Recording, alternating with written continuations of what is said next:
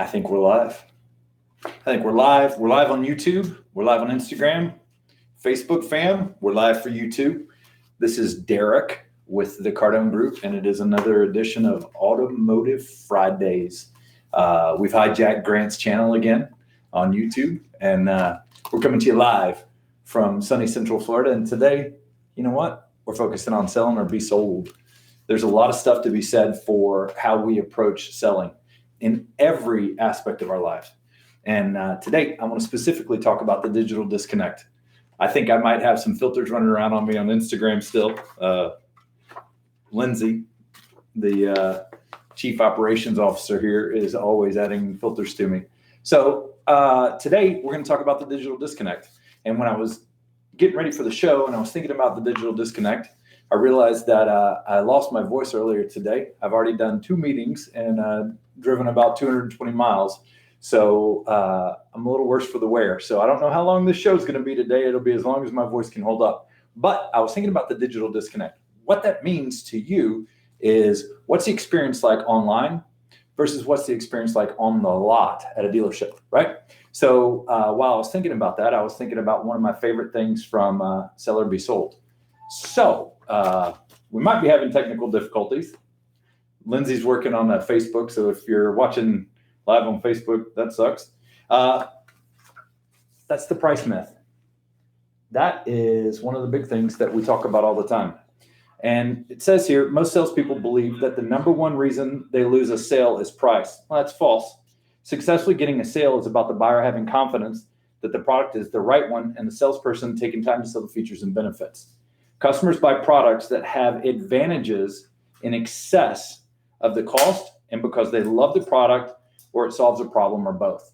So when you think about it from that standpoint, right, it's the old price value proposition. People buy when value is higher than the price. Well, here, if we can give them confidence that the product is right for them and the salesperson takes time to sell the features and benefits, that's how we create that.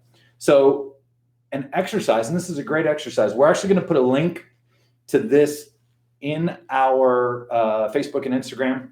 We'll put a link to this in the Facebook and Instagram post. We'll even throw one in the YouTube post later on. But we want you to write down 3 examples of a time when you bought something that you couldn't afford because it solved a problem or you loved it so much that you had to buy it.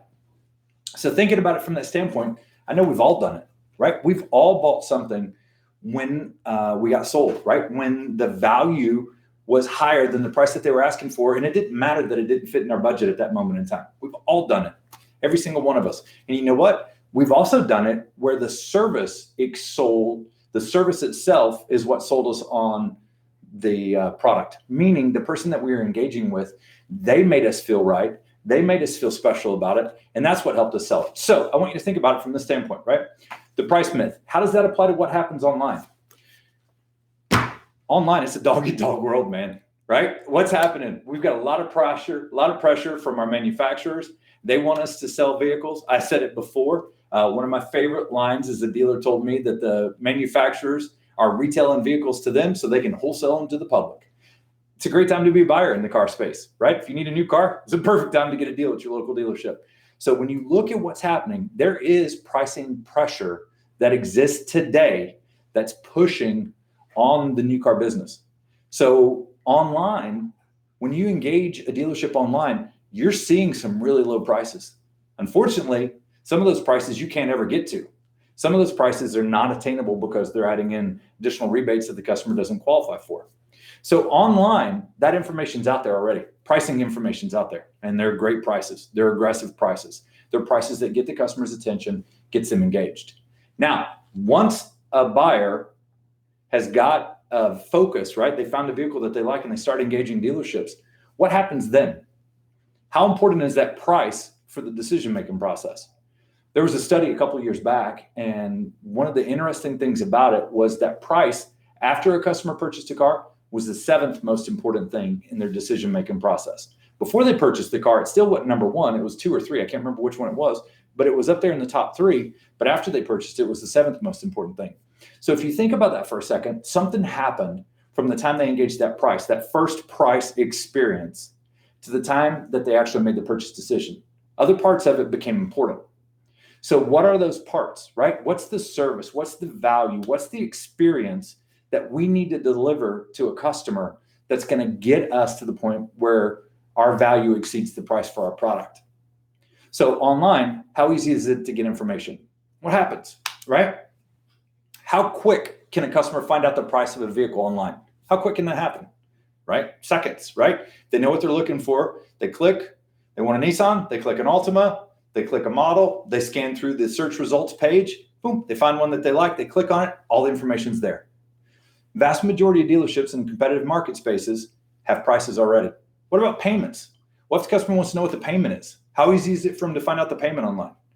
There's a ton of dealerships out there that have either a payment calculator or a widget of some kind that allows them to get a payment quote right there instantly. Now, fast forward, customer shows up at the dealership. How quick can they get a price at the dealership? How easy is it for them to do that? How easy is it for them to get a payment? What about a lease payment, right? So this part of the process, while online, it's easy, man. It's simple. It's fast. It's everything. It's so easy for them to get that information. But then when we get to the dealership, what do? We get in their way, right? We say, oh, slow down. We got to do it our way now, right? So I want you to think about this, right? It's a contradiction of terms. I was having a conversation with Scott earlier today, and he said, how many people would continue to buy from Amazon if it took them 10 minutes to complete the process? They pick an item, and then they go to purchase it. What has Amazon done? They put the freaking buy now button or whatever it's called that you click it, bing, and it's done. It's going to show up at your house 24 to 48 hours later, right? If you're a Prime member, it's right there. They've taken all the BS out of the way. It's simple. It's easy. It is clearly defined, and they make it so easy to purchase that you just don't even think about it, right? But what do? We get in their way. I told this story before back, 8-10 weeks ago. But Sam Walton, when he was being interviewed for his autobiography and he was having a conversation, he was asked, why don't you have, when they first started Walmart, why don't you have clerks like they do at Sears and JCPenney's, right? And he said, well, I believe a man will buy more than a clerk can ever sell him, right? We don't need clerks to sell people stuff. And I know me, I'm a walking $200 trip to Sam's Club. If I walk into Sam's Club, they don't say, hey, if we get the price right on some stuff, you're going to take it home. They say, do you want a shopping cart or a flatbed? Right? That's what they do. And I go in for toilet paper and I come out with $200 worth of crap. Okay. So nobody got in my way. It was easy and I was able to complete the transaction. Okay. So think about that exponentially for what's happening at your dealership today. Oh, and by the way, I think I saw something about Sears going out of business. So they didn't survive. Now, what's happening with you, right? Customers online, they can search, they can sort, they can find vehicles. They've got pictures, they've got information. They can click on it. They get the pricing. It's all there. Not only that, you probably got the ability for them to appraise their vehicle, right? Find out what the car's worth. You probably got the ability for them to submit a credit application, figure out if they can get approved, right? All that stuff is available and it's simple and it's easy for them to do. When you get to the dealership, we get in their way. Can't do that. Got to do this. We're going to go this direction first. I got to have a credit application before I can tell you the payments. They didn't have to do that online. They can click and they can see it. So think about it from the standpoint of what can we do to maximize the experience? I'm going to grab something.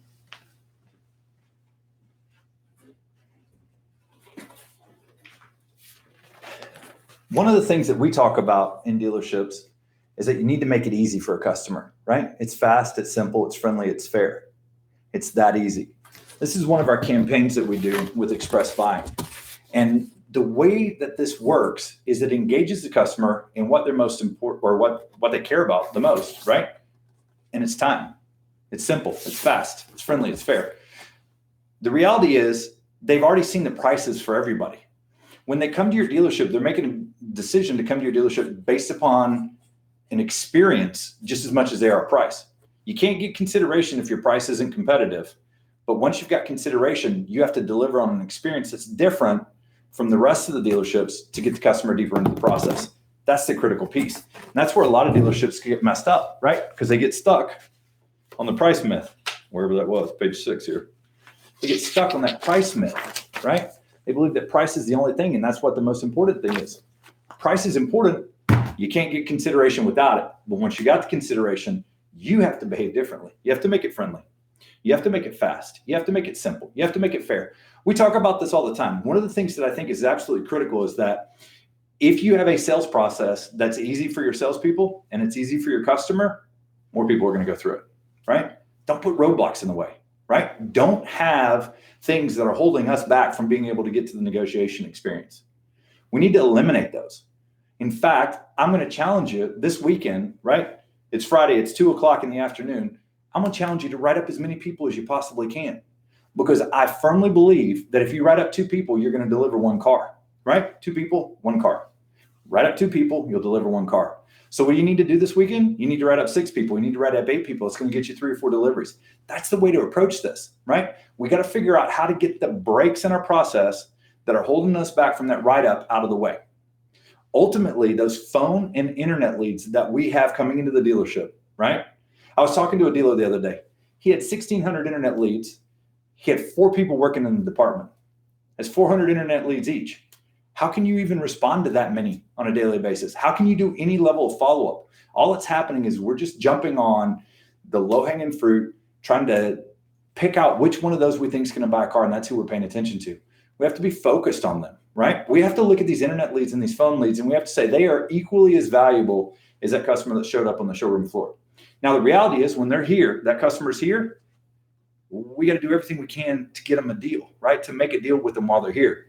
The challenge we have is that we have to maximize all of the phone leads and all the internet leads to get them into the dealership. That's the critical piece, right? How do you get more write-ups? Well, you handle your phone leads better. How do you get more write-ups? You handle your internet leads better, right? I know this is true. We know it's true. Everybody on this knows it's true. But over 90% of the people that show up at your dealership already were on your website. They already saw the internet price. They already saw what you're advertising. But yet when they come in, what do we try and do? We try and act like it doesn't exist, right? We try and act like, oh yeah, well, that's just for those people over there. We can't do that, right? We need to acknowledge that they've done some research. And that needs to put us in a position where we can actually have a stronger negotiation experience than a weaker one. Because it starts at the beginning. Hey, I'm sure you've probably already been online and done your research, right? Is that an easy phrase? It's so simple to say to a customer. I'm sure you've probably already been online and you already done your research. In fact, I'm fairly confident that's part of the reason why you're here. We have a great dealership. We have a great product. And we're going to take great care of you, right? It's that simple. We need to eliminate this fear of the internet from the experience and how we're handling it on the lot. We need to engage it. They've already done the research. We know it. They've already done 8 or 9 hours worth of research online, spent that time looking at it, and now they're here physically in the dealership. You need to be prepared for that. You need to be able to handle it. We need to acknowledge that those customers are just as valuable that didn't submit an internet lead but still came in, right? We need to acknowledge they're just as valuable on the phone because they called off the website. That's the reason why they're calling you. It's because they found the information somewhere. They're making that phone call. Those people have been online already. You need to engage them, use that information, get deeper into the process, and be able to negotiate from a sense of power, not a sense of weakness, right? I know why you're here, Mr. Customer. You saw our pricing online. It's great. That's why you're here. You saw how good we take care of customers. You saw our reputation. We got a 4.8 on Google. It's almost impossible to have that. We're super proud of that. You need to take responsibility. You need to take credit for that good work that you've already done, which has got the customer there.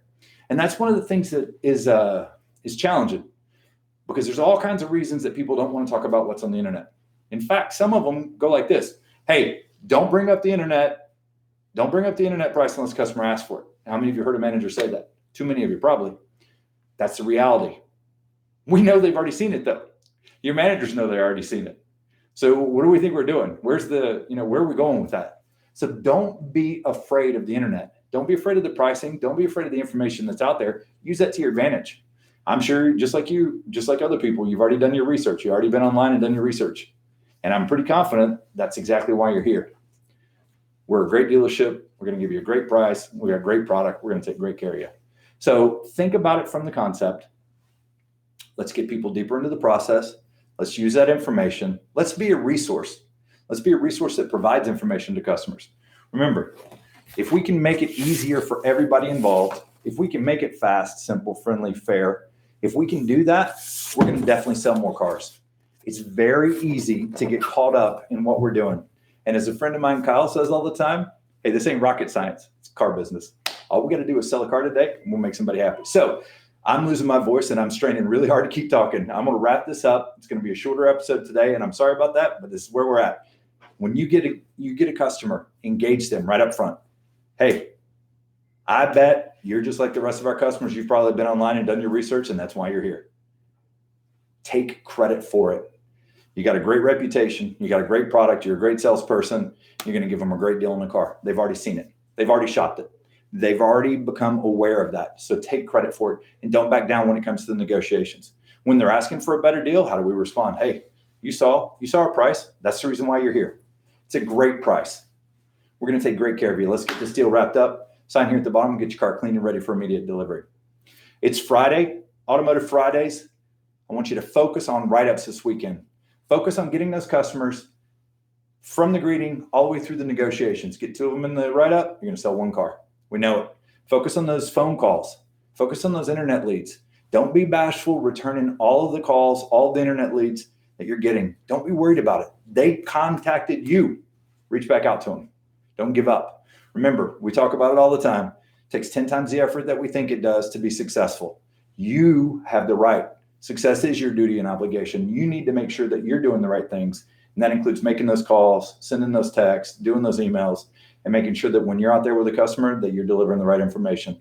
10xyourprofits.com, CardoneInstitute.com. Those are our 2 big websites. Lindsay will throw the link up for what I was talking about on the price myth. It's a nice little video from Grant. We'll throw that up on our Facebook and Instagram pages. It's Derek. It's Automotive Fridays. I'll be back next week.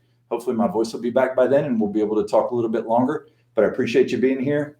CardoneGroup.com, CardoneInstitute.com, 10x your profits. We're always watching. Share the videos. Lindsay will make sure to send you something nice. Thanks. We'll see you guys next week.